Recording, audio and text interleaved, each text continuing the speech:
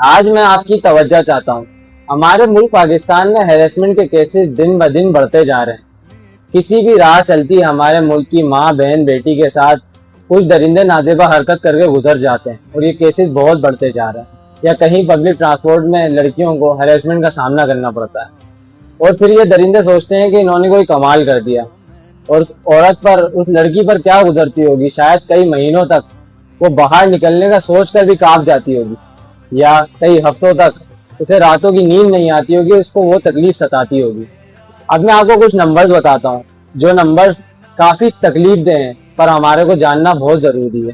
United Nations population fund का data कहता है 15 से 39 साल की 26% खवातीन पाकिस्तान की किसी न किसी तरह की हरासमेंट का शिकार होती हैं और ह्यूमन राइट्स कमीशन का डेटा कहता है कि 2024 में 6,624 रेप केसेस रिकॉर्ड हुए हैं। यानी हमारे मुल्क में हर 45 मिनट में किसी एक लड़की के साथ रेप होता है। एक और डेटा बताता है कि 93% वुमेन जो काम करती हैं, जो जॉब करती हैं, वो किसी न किसी किस्म की हरासमेंट का शिकार होती हैं अपनी वर्क प्लेसेस पर।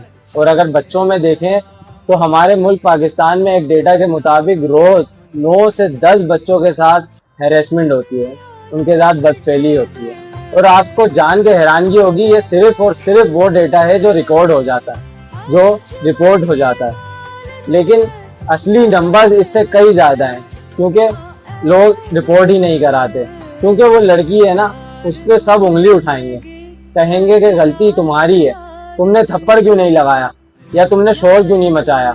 हम कभी वो दर्द महसूस ही नहीं कर सकते जो एक लड़की पर गुजरता है जब वो हैरेसमेंट का शिकार होती है। शायद कई महीनों, कई हफ्तों और कई सालों तक वो उस तकलीफ को झेलती है और उसको किस तकलीफ से गुजरना पड़ता है। लेकिन इस निज़ाम के खिलाफ कोई आवाज़ नहीं उठा सकता। हमारे मुल्क में ये सब होना बहुत आम सी बात होती जा रही है। ऐसे हालात में और ऐसे मुल्क में हमें अपने प्यारों का खुद ख्याल रखना पड़ेगा।